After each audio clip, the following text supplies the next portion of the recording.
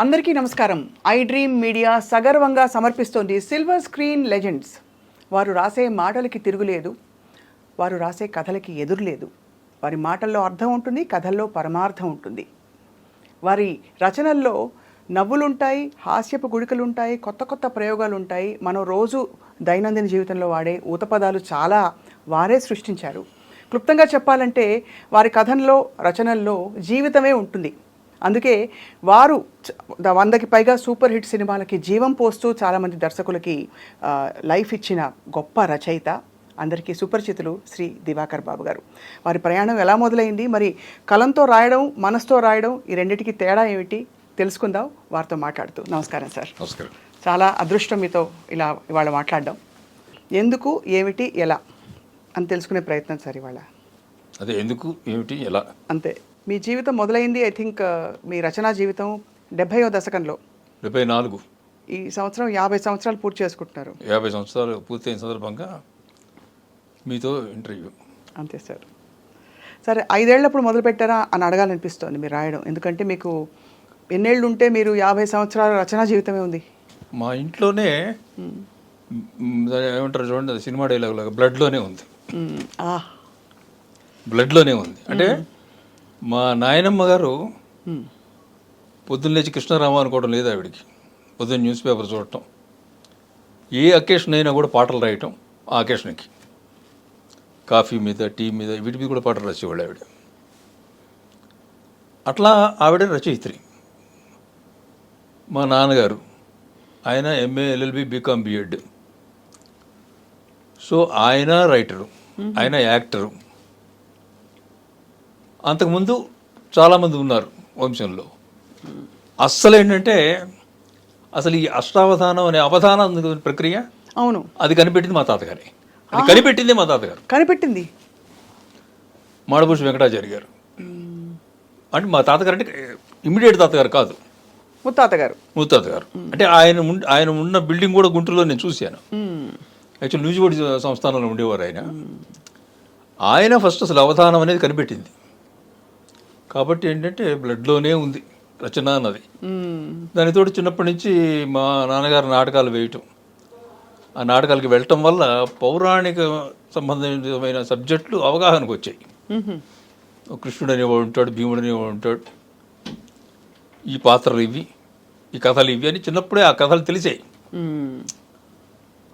ఆ తర్వాత అట్లా నెమ్మదిగా యాక్టింగ్లో దిగి చిన్న చిన్న నాటికల్లో వాటిలో వేషాలు వేస్తూ, కాలేజీల్లో డ్రామాల్లో యాక్ట్ చేసి, తర్వాత తెలియకుండానే రచయిత అయ్యా. అది ఎందుకు అయ్యానో తెలియదు. ఇది ఒక చాలా పెద్ద విస్తారమైన అంశం కదా సార్. నాటకాలు అంటే మీరు నటించవచ్చు, నాటకాలు రాయొచ్చు, పాటలు రాయొచ్చు, మాటలు ఏదైనా చేయొచ్చు. ఇందులో ఇది నేను చేయబోయే పని అనే ఒక క్లారిటీ, ఒక స్పష్టత ఎప్పుడు వచ్చింది మీకు? మంచి ప్రశ్న అడిగారు. నేను బేసికల్గా యాక్టర్, తర్వాత డైరెక్టర్ నాటకాల్లో. చేసిన తర్వాత మనకి ఎవరిస్తారు కొత్త నాటకాలు? అప్పటికి లబ్ధ ప్రతిష్ఠులైన నాటక రచయితలు వాళ్ళు ఉంటారు కదా, వాళ్ళు మంచి టీములకి ఇస్తారు, పెద్ద టీములకి. మనకెవరు? సో మనం ఏదో ఒకటి రాసుకోవాలి అంటే ఈ లోపల ఎవరో అడగటం, రాయటం జరిగాయి అనుకోండి, నేనే డైరెక్ట్ చేసేవాడిని, నేనే యాక్ట్ చేసేవాడిని, కాంపిటీషన్స్కి వెళ్ళేవాళ్ళం. అయితే ఏమైందంటే నేను బ్యాంకులో ఉద్యోగం, నాకు ట్రాన్స్ఫర్లు ఉండేవి. ఇక్కడ టీంను ఫామ్ చేసి అంతా తయారైన తర్వాత ట్రాన్స్ఫర్ అయ్యేది. నేను వెళ్ళిపోయేవాడిని. వెళ్ళిపోతే మళ్ళీ ఈ టీంలో నా క్యారెక్టర్ కోసం వాడిని ఎత్తుక్కోవాలి, మళ్ళీ మొదలు పెట్టాలి. సో ఇట్లా కాదురా, సో యాక్టింగ్కి స్వస్తి అని చెప్పేశారా? అయ్యో, డైరెక్షన్ స్వస్తి వద్దు. ఇంకోటి మూడోది ఏంటి, రచన. దీని మీద కాన్సన్ట్రేట్ చేద్దాం. సో మన ఉద్యోగం అనుకుంటుంది, మన ఫ్రీ టైంలో రాసుకోవచ్చు, సెలవులు పెట్టక్కర్లేదు అనే ప్రాసెస్లో రచనలో ఫిక్స్ అయ్యాను. అగ్రిమెంట్ మీ జీవితంతో, నాకు సంపాదన ఆగకూడదు, ఎందుకంటే ఇంకా దప్పలు మరి లేదు. అవును, కరెక్ట్. బ్యాంక్ ఉద్యోగం తప్ప వెనకాల వీపు, ఈ రెండు తప్ప ఇంకేం లేవు. సో ఏం చేయాలి? కానీ ఇది ఆగట్లేదు, రచన ప్రవాహం అనేది లోపల నుంచి వచ్చేది ఆగట్లా. సో బ్యాంక్ ఉద్యోగం అయితే సాయంత్రం ఇంటికి వస్తాం, ఇంటికి వచ్చాక రాసుకోవచ్చు. రాయటం కోసం సెలవు పెట్టక్కర్లే. అవును అవును.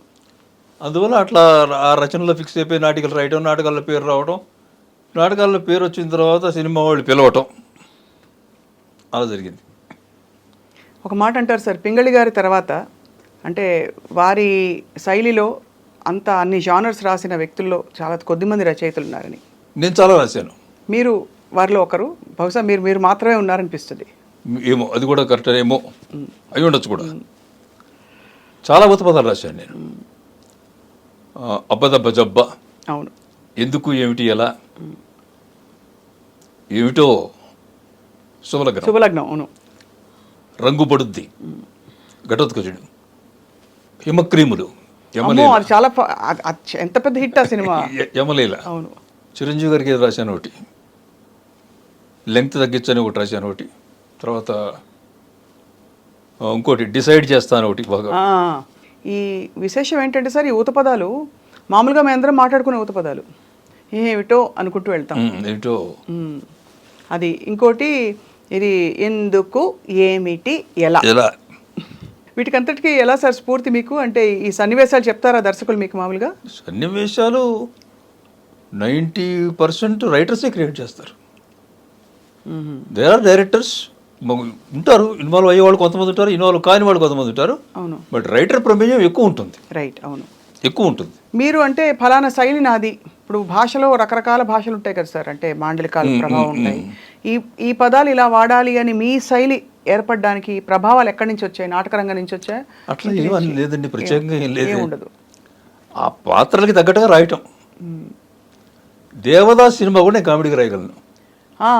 దేవదాస్ సినిమా రాయమన్నారు అనుకోండి, నేను కామెడీగా రాసుకుని వెళ్ళిపోతాను, మొత్తం ఫుల్గా నవ్విస్తాను దేవదాస్ని.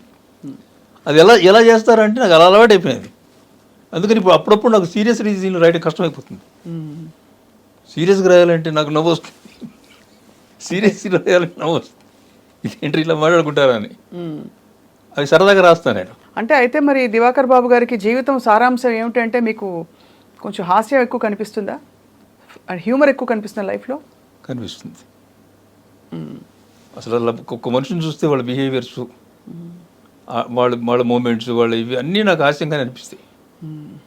ఇప్పుడు నేను సీరియస్గానే ఉంటాను ఆఫ్ కోర్స్. అంటే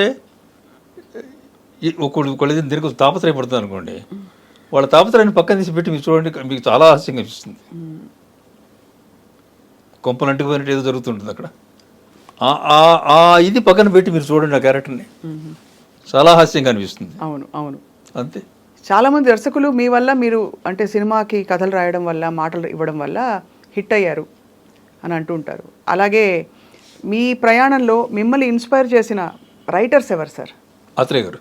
ఆత్రేయ గారు సినిమాల్లోకి రాకముందు నుంచే నాకు ఆత్రేయ గారు అంటే చాలా ఇష్టం. ఎందుకంటే బ్రెవిటీ, క్లుప్తత, చాలా క్లుప్తంగా చిన్న మాటల్లో పెద్ద విషయం చెప్తాడు ఆయన. ఉదాహరణకి ఏమైనా చెప్పగలుగుతారు సార్, గుర్తు చేయడానికి ప్రేక్షకులు? విశ్వశాంతి అనే ఒక నాటకం ఉంది ఆయనది. దాంట్లో జనం అందరూ గాలివాన వల్ల దీనివల్ల మొత్తం ఇళ్ళన్నీ పోగొట్టుకుని ఆ ఊరి పెద్ద ఒక ఆయన ఉంటాడు, ఆయన తల్లి ఒక ఆవిడ ఉంటుంది, ఒక క్యారెక్టర్, ఆవిడ పేరు భారతమ్మ, ఇది క్యారెక్టర్. ఆ ఇంటికి వస్తారు అందరూ. వస్తే రే వనంలో తడిచిపోతున్నారా, లోపల రండి అంటుంది.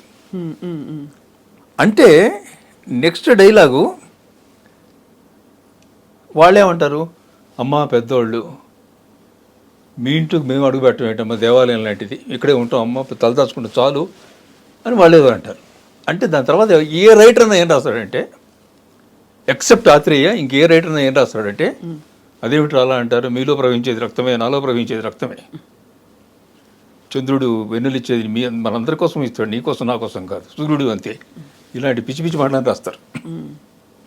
ఒక ఆత్రేయ ఏం రాశాడు తెలుసాడండి, అదవల్ల లవర్లండి, ఆ ఒక్క మాటలో మొత్తం చెప్పేశారు. అమ్మ అయిపోయాడు వాళ్ళకి, అంతమంది జనాలకి అమ్మ అయిపోయాడు ఆయన. అదవల్ల రెండు లోపలికి అంది. ఆత్రేయ మాత్రమే రాయగలరు. ఆత్రేయ గారు మాత్రమే రాయగలరు, మీరు మాత్రమే అది పసిగట్టుంటారు.